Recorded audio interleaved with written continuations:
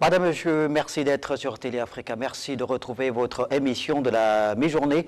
Cet entretien grandeur nature, le maître d'homme, son retour après 2 mois de vacances. Et pour cette reprise, nous allons exclusivement surfer sur l'actualité politique. Vous le savez, l'ébauche de la Constitution de la République, la nouvelle Constitution qui sera rendue publique bientôt afin que les Gabonais puissent avoir une idée précise sur le contenu de la modification de la loi fondamentale. Une préoccupation mise en relief par le président de la transition, le chef de l'État Brice Clotaire Oligui Nguema.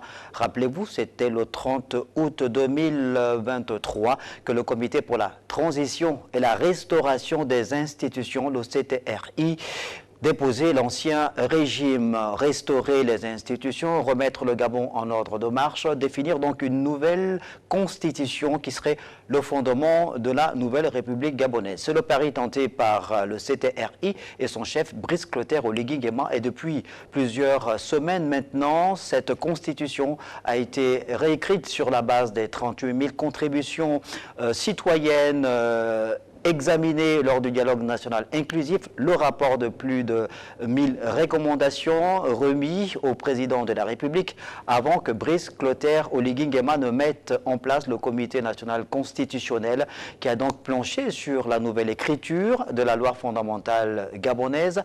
S'en est suivi la mise en place de la constituante composée des 2 chambres du Parlement, le Sénat et l'Assemblée nationale.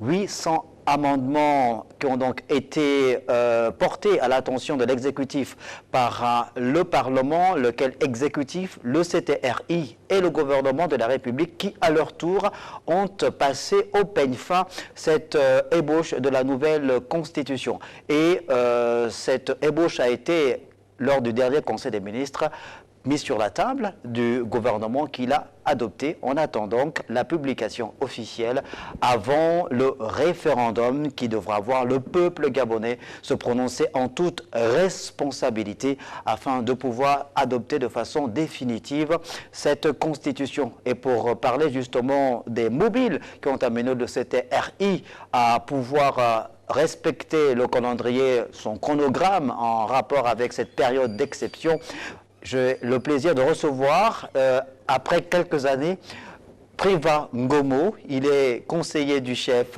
de l'État, acteur de la société civile, mais également promoteur culturel, mais aussi, pour coller à l'actualité, il est membre de la cellule pour la défense et la promotion de la Constitution, un organe présidé par Patrick Ondometogo. Monsieur Priva Ngomo, merci d'avoir accepté notre invitation. Bonsoir. Bonsoir, c'est moi qui vous remercie de m'avoir invité. Je suis une petite correction. C'est Franck Ondometogo. Franck Ondometogo, non Patrick Ondometogo. Qui est le leader de cette cellule de promotion et de défense de la Constitution. Merci beaucoup d'avoir accepté l'invitation de Télé Africa pour que nous fassions le point sur le principal sujet qui fait l'actualité sur le plan politique et même social dans notre pays, c'est la nouvelle Constitution de la République. La première question que j'ai envie de vous poser, évidemment, c'est celle de savoir pourquoi est-ce que Priva Ngomo a accepté d'adhérer à cette cellule qui fait la défense et la promotion de la Constitution de la République. Vous avez décidé un peu de ramer à contre-courant de dispositions réglementaires. Le ministère de l'Intérieur a dit que la campagne n'était pas encore ouverte de façon officielle, mais sur le terrain, les défenseurs du oui à la Constitution sont très actifs et occupent l'espace. Disons que, effectivement, nous n'avons pas respecté le timing officiel qui a été proposé par le ministre de l'Intérieur, M. Herman Imongo. Mais il faut dire que les défenseurs du non, nous avaient déjà brûlé la politesse, car ils étaient là sur le terrain. Nous avons estimé qu'il fallait apporter une correction en donnant aux populations un autre son de cloche, c'est-à-dire qu'il y a un oui aussi face au non qui progressait. Et depuis, cette cellule est en train, sur le terrain, et également sur les médias comme en ce moment, de battre la campagne du oui. On va estimer que c'est une forme de pré-campagne. Nous sommes effectivement dans la pré-campagne, puisque d'après les informations que nous avons reçues, la campagne même pour ce référendum devrait commencer le 6, je pense, novembre. Et donc 10 jours de campagne suffiraient pour que les Gabonais soient fixés sur le choix qu'ils ont à faire entre soutenir cette nouvelle constitution ou alors la rejeter. Évidemment, puisque le vote pour ce qui est du référendum aura lieu le 16 novembre prochain, tel qu'annoncé lors du dernier Conseil des ministres. Alors, cette nouvelle constitution, elle, on va dire, elle est dans l'air du temps, puisque c'est une logique au regard de la période d'exception, de transition que le Gabon traverse depuis le 30 août 2023, il était tout à fait logique et normal que le CTRI s'inscriva dans cette logique-là. Oui, oui. Il faut rappeler quand même que un pays marche sur ses deux pieds. Participer au concert des nations. Un pays marche sur ses deux pieds. Et un des pieds, c'est la Constitution, qui est donc la mère de toutes les institutions. Et nous devons fonctionner selon les règles que nous nous sommes données. Vous l'avez dit dans votre propos introductif, le Comité pour la transition et la restauration des institutions a dissous la Constitution le 30 août 2023, celle qui était en vigueur à l'époque du régime déchu. Bien. En faisant cela, nous avons, d'une certaine manière, estropié le Gabon en lui enlevant sa Constitution. À côté, à la place, on a pris une béquille qu'on a appelée la charte, voulue par les militaires. Et actuellement, cette transition est régie par la charte. Et la charte ne peut pas remplacer une constitution. C'est la raison pour laquelle il faut aller naturellement vers la mise en place du second pied, c'est-à-dire une nouvelle constitution. Et dans son agenda, le CTRI avait prévu justement qu'un référendum se ferait dans lequel les populations seraient amenées à prendre position sur la nouvelle constitution. Et cette nouvelle constitution est issue, vous l'avez dit, des recommandations du dialogue national inclusif, également de la rédaction première du Comité national constitutionnel, des amendements qui ont été faits par le Parlement, réuni en constituante, et les différentes prises en compte qui ont été réalisées par le CTRI et le gouvernement lors du dernier Conseil des ministres. Donc nous sommes là en voie de finalisation, et vous l'avez dit, la mouture définitive sera peut-être communiquée dans peu de temps. Dès l'instant où cette mouture sera connue, elle sera partagée, je l'espère, à l'ensemble des Gabonais, et les uns et les autres pourront donc accéder à l'ensemble des dispositions qui ont été donc rédigées et qui vont, d'une certaine manière, constituer le nouveau vivre ensemble des Gabonais. Voilà. Et ce vivre ensemble sera soumis à la verdict populaire, et c'est le peuple qui va trancher s'il veut cette constitution ou s'il ne la veut pas. Nous, notre rôle, c'est d'apporter le maximum d'informations de manière objective, même si on reste partisan, mais nous pouvons garder une certaine objectivité pour éclairer les populations, éclairer la nation sur les enjeux et sur ce qui est important à faire pour que notre pays puisse avancer. Alors, Président Ngomo, vous parlez justement d'enjeux, les enjeux qui sont très importants en rapport avec cette nouvelle République gabonaise souhaitée de tous ses voeux par Brice Clotaire Oligui Nguema et le peuple gabonais. Cette nouvelle modification de la Constitution de la République gabonaise est âprement disputée, on va dire. Plusieurs écoles s'affrontent, permettez-moi l'expression, sur ces sujets. Il y a notamment l'article 53 de cette nouvelle Constitution qui est abondamment évoquée par les défenseurs du non et du oui. Il y a également les points relatifs à la nationalité gabonaise, les conditions d'éligibilité du prochain président de la République. Ce sont les points qui sont les plus discutés dans les débats. Alors, la Constitution de la République, on a dit, c'est la loi fondamentale, c'est sur elle que repose le fonctionnement des institutions, qui régule le fonctionnement des institutions, évidemment, qui garantit l'état de droit aussi. Mais comment comprendre et pourquoi est-ce que l'article 53 fait autant débat? Écoutez, avant de rentrer dans ces dispositions particulières, vous me permettrez d'abord d'être un peu pédagogue, c'est-à-dire expliquer de façon assez simple ce que c'est qu'une constitution, ce que c'est qu'un texte fondamental, et dans le cas d'espèce, comment notre constitution, ce qui sera donc voté par référendum, a été structurée. Je crois que beaucoup de Gabonais qui n'ont pas toujours le temps de lire peuvent déjà nous écouter pour avoir une idée même assez générale. La constitution de notre pays est un texte dans lequel nous définissons les règles de vivre ensemble. Ensemble dans la paix, ensemble dans la fraternité et ensemble dans la prospérité. C'est cela, le texte fondamental. Généralement, ce texte est structuré de la manière suivante. Un préambule, un chapeau, qui définit à la fois l'esprit et le cadre du texte fondamental. L'esprit, c'est celui de la République. Nous sommes des républicains, nous ne sommes pas en monarchie. Et le cadre ici est un cadre qui renvoie à un régime présidentiel. Nous ne sommes pas dans un régime parlementaire. Ensuite, vous avez les différents titres. Il y en a, je pense, 12. Et sur les 12 titres, vous avez des chapitres. Les titres sont subdivisés en chapitres. Et les chapitres, eux, sont subdivisés en sections. Et les sections sont subdivisées en articles. Dans le texte qui a été remis par le Comité national constitutionnel, il y avait 194 articles. Donc pour ceux qui veulent avoir une connaissance approfondie du contenu du texte, ils ont le devoir de lire les 194 articles. Voyez-vous? Alors, vous avez soulevé un article parmi les 194, le 53. On va dire l'article le plus querellé. Un des articles les plus querellés. Mais surtout le 53. Oui. Alors, je vais vous donner ma position. Cet article, je pense, il est querellé parce que nous sortons d'une période où l'émotion a prévalu. Nous avons, il faut le dire, eu à la tête de notre pays un homme dont de plus en plus on reconnaît qu'il n'était pas gabonais et qu'il n'aurait même dû jamais être candidat, jamais dû être à la tête de notre pays. Cet homme, c'est Ali Bongo Ondimba, qui aurait des origines biafraises.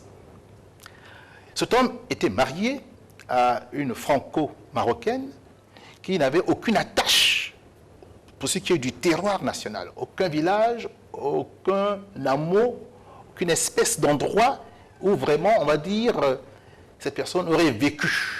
Un peu comme on le voit pour la plupart des femmes qui sont nées dans le Gabon, qui connaissent leur... D'accord, on a compris qu'il y a eu un débat âprement nourri sur la filiation de l'ancien chef de l'État sans qu'on ait fait la preuve, la démonstration de ce qu'il n'était pas gabonais et qu'il n'était pas le fils d'Omar Bongo Ondimba. Donc on est resté sur les spéculations, la preuve n'a jamais été apportée. C'est vrai, Voilà. c'est vrai que la preuve n'a jamais été apportée, mais lui-même, en l'espèce, n'a pas non plus apporté la preuve de sa naissance en tant que Gabonais, puisque s'il est né en 1959 à Brazzaville, il aurait dû avoir un acte de naissance d'Afrique équatoriale française. D'accord. Il n'a pas réussi à le prouver. Mais l'article 53 est un article qui est en ressenti. D'accord. Avec ces Très bien, éléments-là. Gobo. Vous allez garder votre argumentaire. On va essayer d'entrer dans justement l'esprit de cet article 53. On est sur l'ébauche. Hein, on est sur l'ébauche. On ne sait pas si ces différents points le sont encore, évidemment, s'ils sont encore contenus dans cette nouvelle constitution de la République après que la constitution, l'ébauche, ait été examinée par le CTRI, le gouvernement.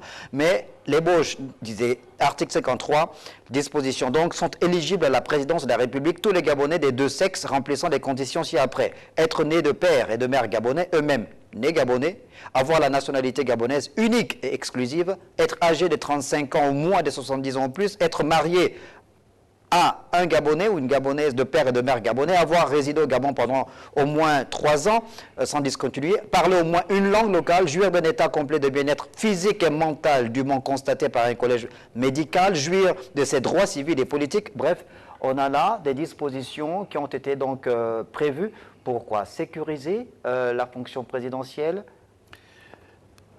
De ce qu'on peut penser, oui. Mais c'est une approche, me semble-t-il, de premier abord. Allons-y en profondeur. Vous savez, la qualité d'un homme n'est pas définie par sa nationalité, mais par les valeurs et les convictions qu'il porte. Voyez-vous?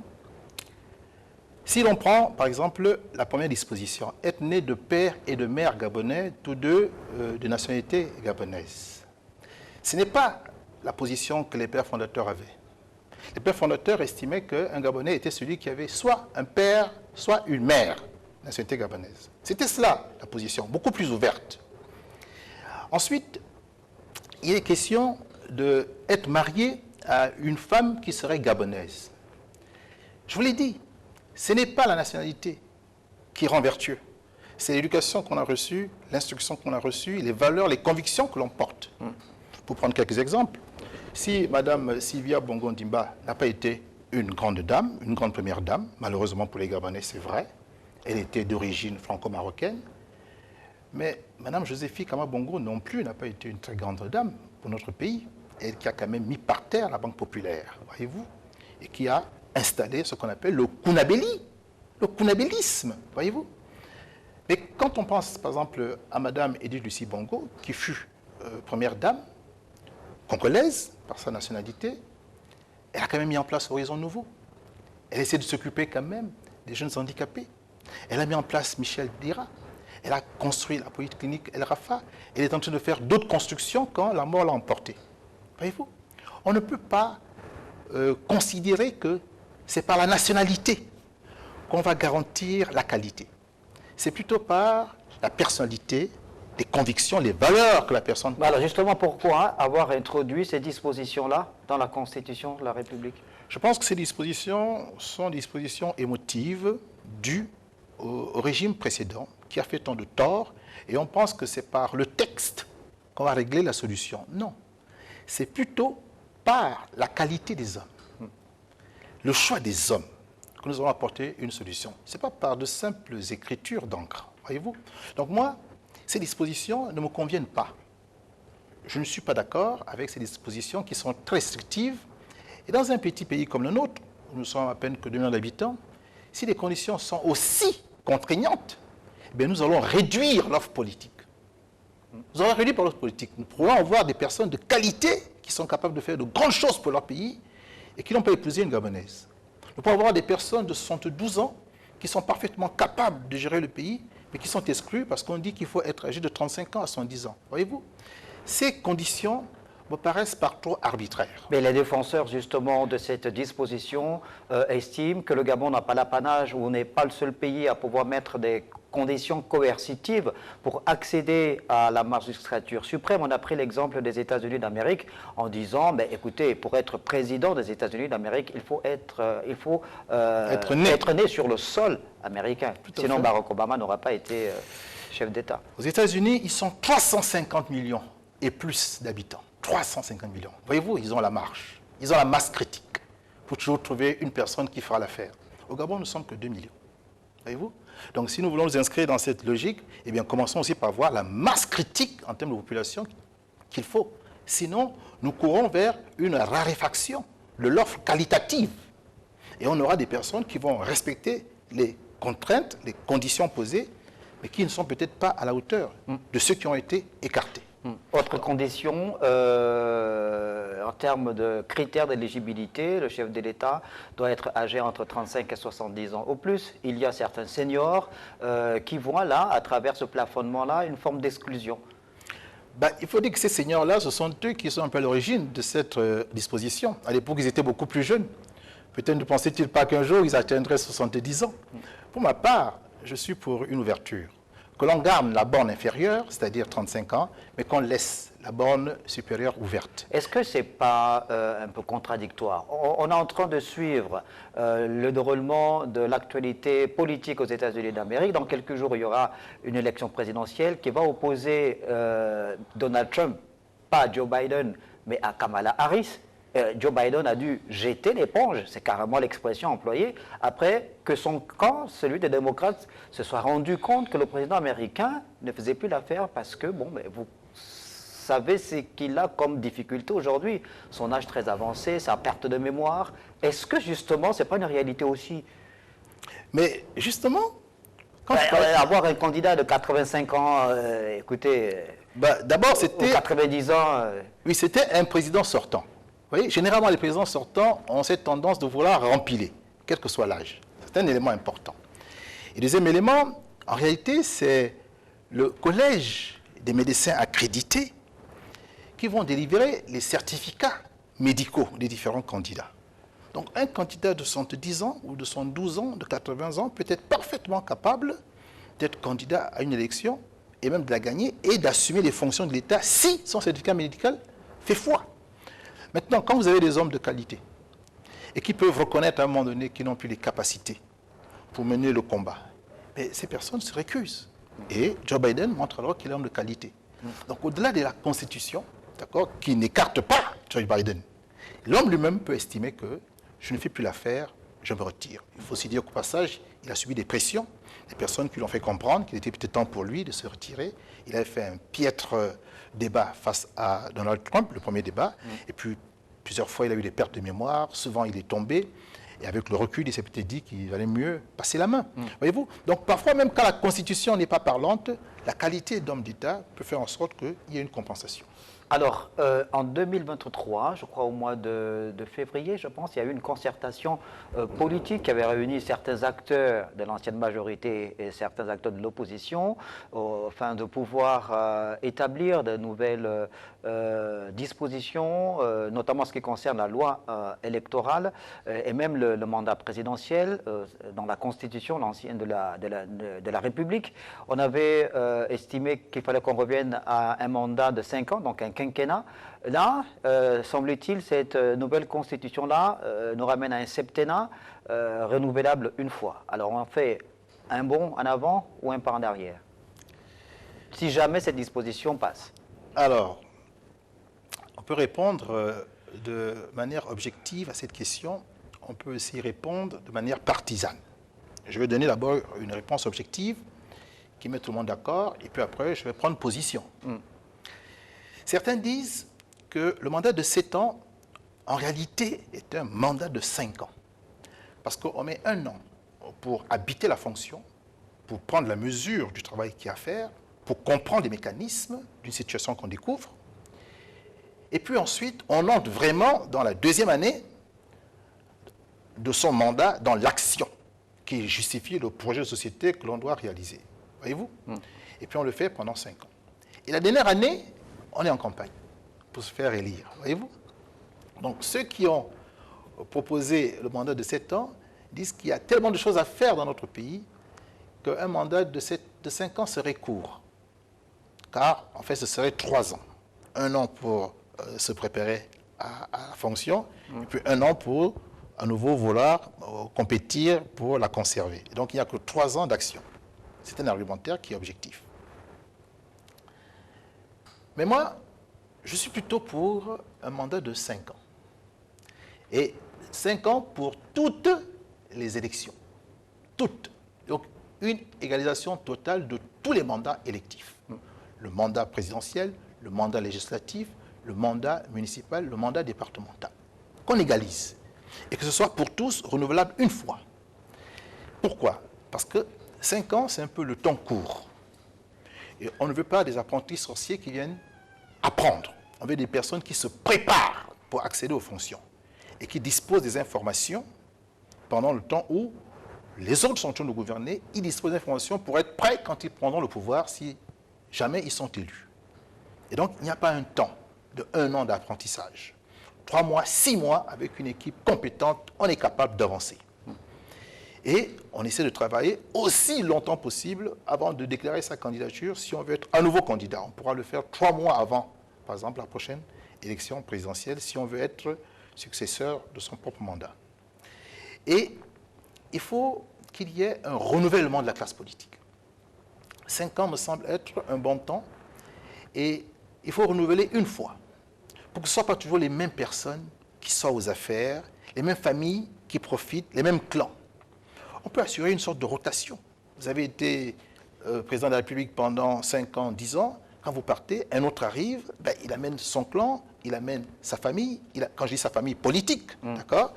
Et ce n'est pas qu'il vienne à la mangeoire, mais c'est qu'il fait monter de nouvelles personnes compétentes qui vont travailler pour le pays. Et si vous avez cette régénération de l'élite, vous avez la possibilité d'harmoniser le niveau de vie de tous les Gabonais d'ici 20, 30, 40, 50 ans.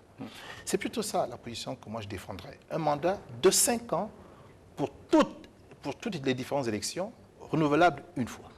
Alors, le débat, on l'a dit, il est très nourri en ce qui de cette actualité en rapport avec la nouvelle constitution, le projet de la constitution de la République, entre les puristes, entre ceux qui estiment qu'il faut tenir compte de la réalité sociologique dans laquelle on vit pour adapter cette constitution de la République à notre environnement.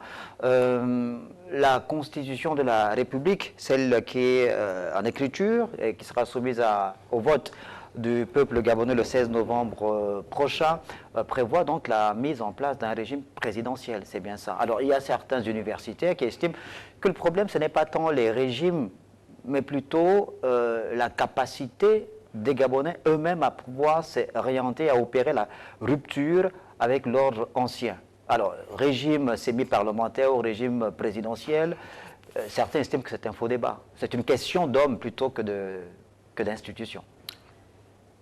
Il y a effectivement ce débat sur la qualité du texte constitutionnel et sur la qualité des hommes censés incarner l'esprit du texte et être capables d'appliquer les protocoles. C'est un débat de fond. La première constitution que le Gabon a connue dans les années 60 était une constitution parlementaire. Celle de 61. Semble-t-il de bonne facture.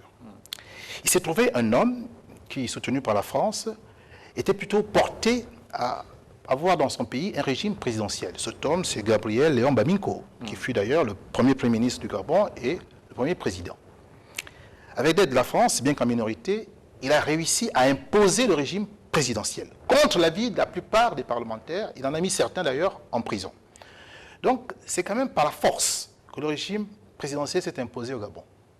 Par la force. Par la force, est-ce que Léomba était déjà justement dans cette réalité sociologique, sachant qu'on accédait à peine à la souveraineté internationale, qu'on est un pays de l'Afrique noire, bantou, on a notre sociologie, une organisation sociale évidemment aussi. Est-ce que le président Léomba ne s'était pas, pas projeté, n'avait pas puisé sa posture dans cette réalité sociologique? Mais cette réalité sociologique était aussi la même pour Jean-Yves Roba Meyege. Elle était la même pour Ivanga, elle était la même pour Gondjou, elle était la même pour Jean-Marc Kongema, elle était la même pour Yves Vouna, elle était la même pour Marcela Mogo, elle était la même pour René-Paul Souzat, elle était la même pour Jean-Jacques Boukaka ou encore Jean-Jacques Boukavel. Voyez-vous? Donc c'était tous aussi des Bantous, des Kamites. Pour autant, ils ont vu dans le régime présidentiel une sorte de reformulation du gouverneur blanc qui disposait de tous les pouvoirs et qui pouvait en imposer aux autres par sa seule volonté. Ils se sont opposés à cela. Ils ont préféré le régime parlementaire qui renvoyait plutôt à la palabre africaine, où le roi est certes là, mais il a des conseillers autour de lui et il discute avec les conseillers. Et l'avis de chaque conseiller est pris en considération car il faut à la fin trancher, non pas par le vote, mais par le consensus. C'était cela, l'approche bantou, l'approche de la palabre. Et Léomba a envoyé tout ça par terre. Il a décidé par la force de s'imposer et naturellement, le coup d'État de 1964 est venu remettre tout d'équerre jusqu'à ce que la France le réinstalle et finalement le régime présidentiel s'impose jusqu'en 1991. La deuxième constitution qu'on a eue, et qui ma foi était également de qualité, c'était celle de 1991, où là les Gabonais se sont retrouvés et ont produit un texte, évidemment, qui avait de la valeur, une valeur inestimable. C'était le fruit d'un consensus. Et ce régime, lui, n'était pas parlementaire comme en 61, il était présidentiel. Et de bonne facture. Sur la base de la Constitution de 1991. Exactement. Mais que s'est-il passé? Nous avons eu un homme, de mon point de vue, de moindre qualité, cette fois-ci Omar Bongo, Ondimba, qui était donc le filleul de Léomba, et qui s'est employé à détriturer, à décortiquer, à piétiner la Constitution de 1991. Voyez-vous? Quelle est la conclusion à laquelle j'arrive? Ce ne sont pas tant, finalement, les textes de qualité, puisque nous pouvons en produire dans notre pays. C'est les hommes de qualité qu'il nous faut, des hommes vertueux, des hommes brillants, des hommes qui sont capables d'habiter l'esprit de la Constitution. Alors, Président Ngomon, vous parlez d'Omar Bongo Ondimba comme étant le principal artisan qui est à l'origine de cette détrituration ou déconstruction de la Constitution de 1991. Le constat qui a été fait, justement, c'est qu'entre 1990, date symbole du retour du multipartisme de la démocratie au Gabon, jusqu'en 2009, le Gabon s'est résolument ancré à évoluer et à faire que de la politique, on va dire, reléguant au second plan le social. Et durant cette trentaine d'années, de 90 donc à 2009, ça fait 29 ans je pense, le constat aussi c'est que le Parti démocratique gabonais a dirigé le pays avec d'autres acteurs politiques et même ceux venus de l'opposition. Donc c'est un peu un argument peut-être un peu trop facile que de rendre Omar Bongo seul responsable de cette situation, sachant qu'il y a des opposants qui ont fait le lit de cette situation. C'est vrai que les opposants ont été complices. Mais dans la Constitution de 1991, il revient au seul président de la République d'initier une révision de la Constitution. Il revient à lui tout seul. C'est lui qui peut décider de changer telle disposition. Et il soumet cette proposition de révision de la Constitution au Parlement. S'il n'a pas envie de changer la Constitution, personne ne pourra le faire, même si le Parlement s'est réuni pour le demander. Voyez-vous? Et il faut reconnaître que, vous l'avez dit, pendant les années qui ont suivi 90, le président Omar Bongo s'est employé à conserver le pouvoir. Et il lui fallait donc remettre en cause un texte qui lui avait enlevé quand même une bonne partie de ce pouvoir. Et pour que les gens acceptent sa démarche, qui n'était pas très patriotique, il fallait parfois mettre l'argent sur la table. Et donc l'argent de notre pays a plus servi à corrompre l'élite, d'accord, qui devait donc accéder aux desiderata du président, qu'à construire les hôpitaux, les écoles, et ça, il faut le déplorer. C'est vrai. Donc, je considère que le président Léomba et le président Omar Bongo ont fait du tort à nos constitutions. S'ils avaient été des hommes d'État, s'ils avaient eu la grandeur d'hommes d'État comme Rawlings ou comme De Gaulle, je pense quand même que nous aurions réalisé des sauts qualitatifs.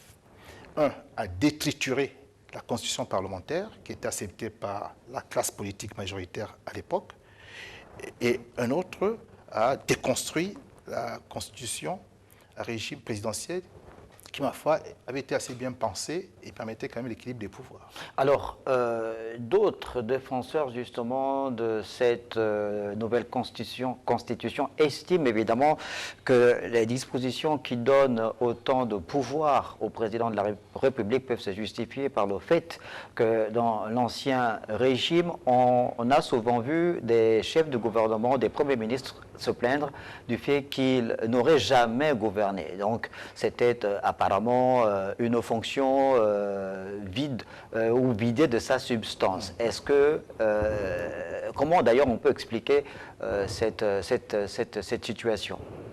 Et même la fonction de vice-président de la République. Pierre Mamboundou estimait que c'était une fonction de factotum. Mais je pense que le défunt Pierre Mamboundou avait bien raison au regard de la praxis, c'est la manière dont la fonction était exercée.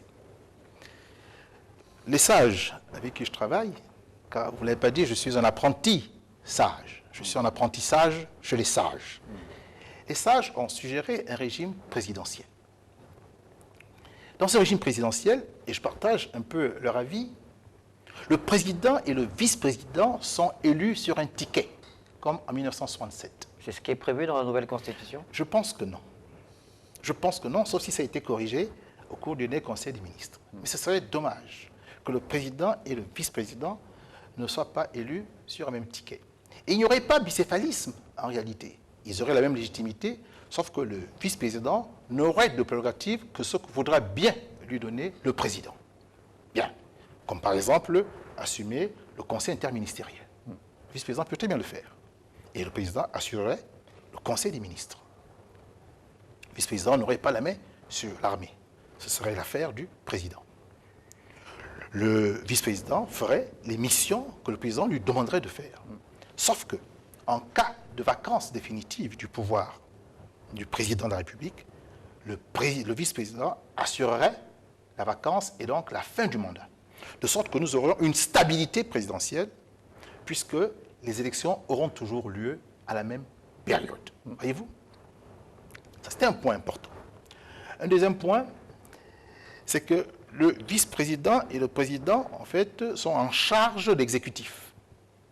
Et c'est donc le président qui est le chef du gouvernement. Il n'y a plus de fusible. Le président va au front. Lorsqu'il remporte des victoires, c'est tout en son honneur, il est plébiscité. Lorsqu'il reçoit des échecs, eh bien, il assume. Il assume. C'est ça un homme d'État. Le bon côté, on prend la gloire. Le mauvais côté, on prend donc les critiques. Pourtant, on estime que c'est une forme de monarque qu'on aurait à la tête de l'État.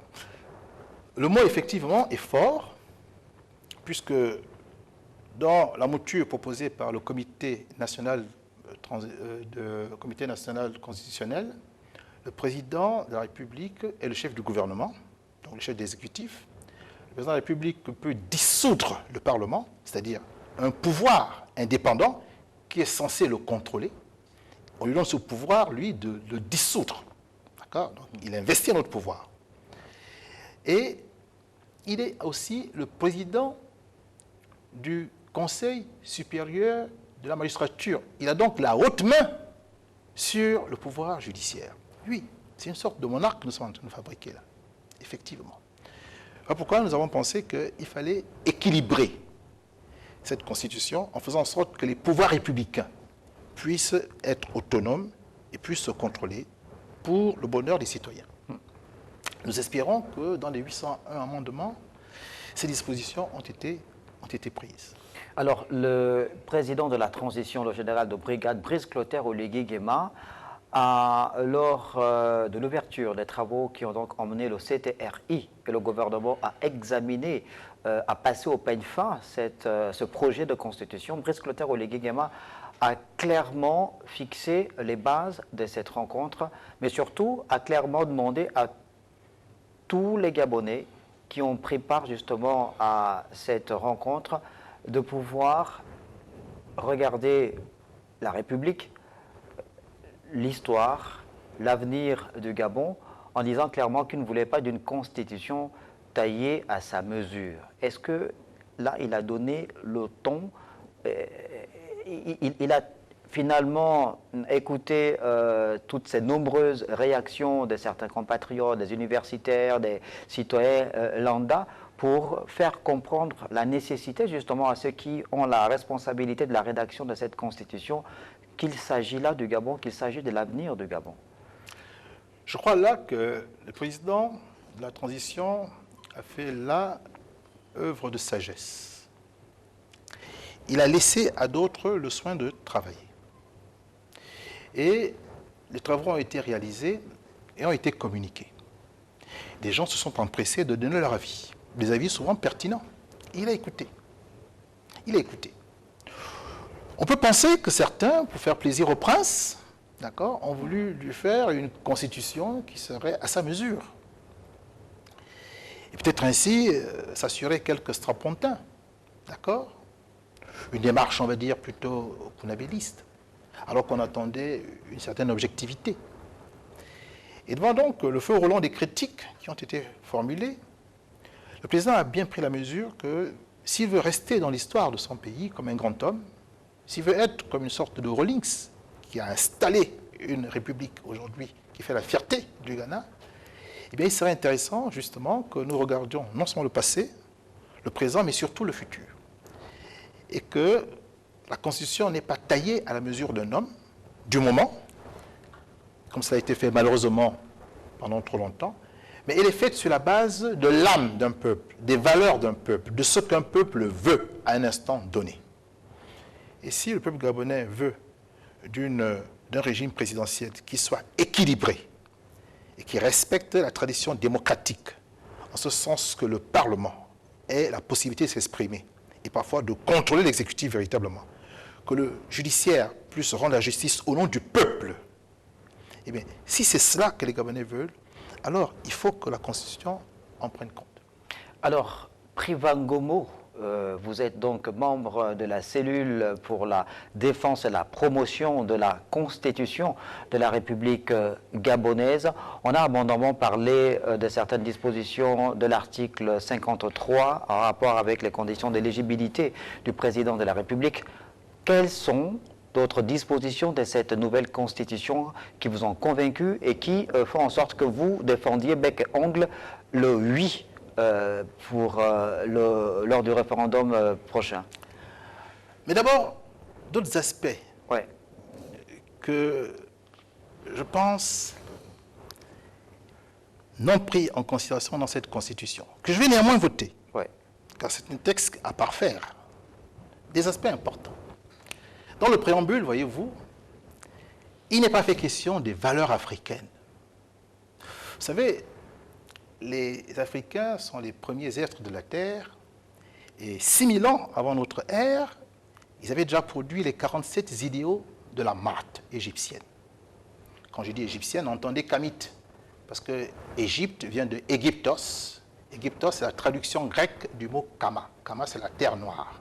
Donc quand les Grecs sont venus apprendre en Afrique, à Kama, ils ont traduit, d'accord, Kama par Égyptos, et ça donnait Égypte. Donc, les 47 idéaux de la Maat sont le fruit de nos ancêtres. Ils avaient déjà pensé à des valeurs spirituelles, à des valeurs morales, à des valeurs culturelles, que l'homme doit s'approprier pour être un être humain civilisé. Dommage que dans un État africain, on ne puisse pas faire référence à cette Maat-là.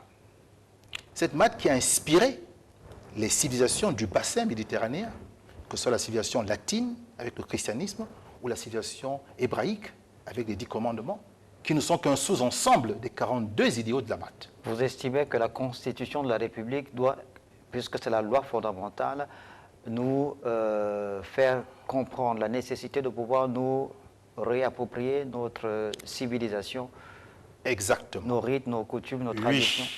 l'Afrique a besoin de se réapproprier son passé, réapproprier sa civilisation, qui a été dévoyée, qui a été souvent moquée, mais qui est pourtant à l'origine de toutes les premières civilisations de l'humanité. Et je trouve dommage que ça n'apparaisse pas, alors qu'on était en capacité de le faire.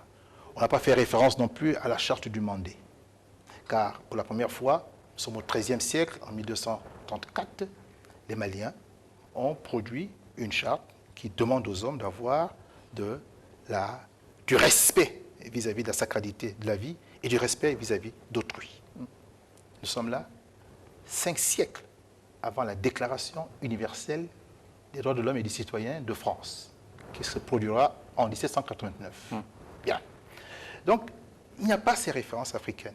Cela me peine. Et j'aurais aimé d'ailleurs que nous ayons une charte des valeurs des peuples du Gabon, car nous avons à peu près une quarantaine de communautés nationales africaines au Gabon. Et dans cette charte, on aurait retrouvé les valeurs auxquelles nous sommes tous attachés. Et le préambule ferait référence à cette charte-là également. Voici des manquements que je trouve très importants du point de vue de la valeur et de l'essence, d'accord, de notre réalité, qui ne figure pas dans cette Constitution. Il y a le pouvoir médiatique qui n'apparaît pas dans cette Constitution. Or, du temps de Montesquieu et de Tocqueville, c'est vrai, il n'y a pas encore les médias. Aujourd'hui, nous sommes ici en plein média, le monde nous écoute, nous pouvons passer des idées, nous pouvons influencer. Il lui fallut que dans la Constitution, nous ayons un chapitre, un titre relatif au pouvoir médiatique. Comment organiser la gestion de l'information dans un monde où maintenant Internet prend une place de plus en plus grande. Et on ne sait pas comment contrôler maintenant les actions des uns et des autres. C'est un oubli. Et enfin, un dernier oubli, c'est l'inventaire du patrimoine de richesse du Gabon. Tous les 10 ans, dans la Constitution, il est dit qu'on doit recenser les Gabonais. On doit savoir combien nous sommes. Il serait intéressant aussi qu'on recense toutes les richesses de notre pays. Pour chacune des richesses, qu'on ait son potentiel. Et qu'on puisse évaluer en termes financiers ce potentiel. Combien de tonnes de pétrole nous avons, de tonnes d'uranium, de tonnes de manganèse, de cobalt, de nickel, de bois. Combien nous avons? Et que nous puissions savoir qu'est-ce que cette exploitation de richesses pourrait apporter au budget de l'État et faire en sorte que les Gabonais soient en situation de réclamer leur part de richesse dans leur pays. Cet inventaire n'existe pas, voyez-vous. Voilà les grands manquements que je vois dans cette Constitution, que j'ai pris le soin de lire. Pour le reste, à part les conditions d'éligibilité, à part l'hyper-présidentialisation que j'ai soulevée, à part la séparation de pouvoir qui est pourtant consacrée dans l'article 45, mais qui se retrouve contredit dans d'autres articles, pour le reste, je suis parfaitement en phase. Je suis d'accord avec les traités et accords internationaux. Je suis d'accord avec la révision de la Constitution. Il y a des points qui doivent être intangibles pour éviter encore les dérapages que nous avons connus. Puis il y a d'autres points qu'il faut laisser à l'appréciation des nouvelles générations. Je suis d'accord avec la décentralisation, s'agissant des collectivités locales. Je suis d'accord avec les rapports qu'il faut entretenir entre le pouvoir exécutif et le pouvoir législatif, ce qui relève de la loi, ce qui relève des règlements, dès l'instant où on aura bien circonscrit la réalité d'une séparation des pouvoirs. Donc, sur les 194 articles de cette mouture proposée par le Comité national constitutionnel, il y a peut-être une vingtaine, allez, une trentaine qui peuvent être querellés. Pour le reste, je pense que cette constitution peut être acceptée des Gabonais. Alors, il y a évidemment, et c'est le propre de la démocratie, des voix discordantes qui se font entendre, notamment dans le paysage politique. Certains acteurs politiques, ceux appartenant à l'ancien parti au pouvoir, notamment, ou des opposants qui appellent ou qui émettent des sérieuses réserves par rapport à la qualité de cette constitution et qui appellent même à voter non. Certains Gabonais sont aujourd'hui, on va dire, indécis. Quel discours, vous, en tant que membre de cette cellule qui fait la promotion, la défense de cette constitution, vous pouvez mettre en relief pour convaincre les indécis? Alors, vous posez une bonne question et je vais essayer d'y répondre. 3 arguments importants militent pour que nous ayons une nouvelle constitution et que les Gabonais aillent voter oui. 3 arguments. Le premier argument est l'argument substantifique, c'est-à-dire la compréhension de la substance, de la teneur de la constitution. Ce que je viens de faire. Je viens de vous donner les aspects qui manquent, je vais vous donner les aspects querellés. Je vous ai dit que dans l'ensemble, finalement, cette constitution, elle est potable. Donc, sur le plan de la matière première même de la Constitution, il y a des choses à redire. Ce n'est pas un texte parfait, mais nous pouvons nous en faire un texte fondamental. Ça, c'est l'argument substantifique. Car ce n'est pas tous les articles qui sont mauvais. Sur les 194, c'est une vingtaine, une trentaine. C'est donc assez minoritaire. Il y a l'argument pragmatique. Nous étions en 2023, avant donc le coup de libération, dans une république qui avait quand même une constitution. Constitution certes décriée, mais constitution quand même. Nous avions nos 2 pieds pour marcher, dans le concert des nations. Avec le coup de libération, nous avons été estropiés, la constitution a été mise à bas, on a mis une béquille, je l'ai dit en début d'émission, c'est la charte. Il nous faut revenir à un pied, à un véritable pied. Pourquoi? Parce qu'il nous faut sortir de la transition. La transition est une situation d'instabilité, où nous quittons un ancien monde que nous ne voulons plus, et nous voulons aller vers un nouveau monde que nous devons construire ensemble. C'est ce temps de transition-là qui nous permet de construire un nouveau monde. Mais il faut bien sortir de ce temps de transition pour entrer dans le nouveau monde. Et le nouveau monde, c'est cette nouvelle constitution, qui permettra donc d'avoir au Gabon un régime stable. Un régime stable qui va déjà commencer à rassurer les partenaires internationaux avec qui nous traitons. Ces partenaires internationaux, ces partenaires qui soient sous-régionaux, ou bien qui soient asiatiques, qui soient européens, qui soient américains, qui soient africains, qui ont envie de venir investir dans notre pays. Et la situation de transition est une situation qui, pour l'instant, ne rassure pas les bailleurs de fonds. Dès l'instant où nous serons sortis de cette transition, en ayant une nouvelle constitution et après de nouvelles élections, eh bien, nous allons avoir un retour d'investissement, un retour de travail avec les partenaires habituels. Ces partenaires vont forcément apporter donc des éléments financiers, vont réinjecter l'argent dans l'économie. L'économie gabonaise va donc repartir, et en repartant, cette économie va peut-être pouvoir créer des emplois, et nous pourrons ainsi donc juguler le chômage. Voyez-vous? Il y a donc toute une suite qui pourra se faire dès l'instant où nous aurons une nouvelle constitution, et nous aurons ensuite des élections. Voilà l'argument pragmatique qui s'impose. Que la constitution soit bonne ou qu'elle soit mauvaise, il nous faut aller désormais avec nos 2 pieds. Et puis enfin, il y a l'argument sociopolitique. Je termine là. L'argument sociopolitique concerne un peu la population du Gabon, qui, de mon point de vue, se distingue en 2 camps. Il y a le camp de l'élite, qui qui représentent entre 25 et 30%, c'est des personnes instruites, des personnes formées, des personnes cultivées, qui comprennent les enjeux, qui peuvent lire les 194 articles pour en saisir donc la substance. Voilà. Et puis il y a les 75-70% de la masse populaire qui parfois n'est pas suffisamment outillée pour comprendre cela ou même n'a pas le temps. Vous imaginez un peu un docker qui sort d'Ovendo, il ne va pas rentrer chez lui et puis vouloir lire la Constitution, il va vouloir se reposer. Il suivra la télévision, il s'en tiendra à ce que disent les élites. Et au niveau des élites, vous avez 3 camps. Vous avez le camp de l'élite qui dirige et qui a l'intention de battre campagne pour le oui, et j'appartiens à cette élite-là, même si j'ai relevé quelques réserves sur la Constitution, qui n'est pas un texte parfait.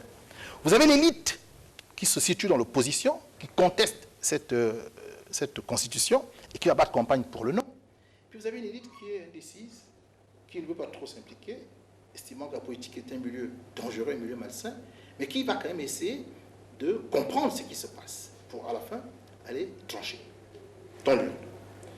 Mais le peuple, lui, intéressons-nous au peuple, qui ne va pas prendre le temps de lire les 194 articles, qui ne pourra pas en saisir forcément les subtilités entre le semi-présidentiel, le présidentiel, le parlementaire, même le monarchique.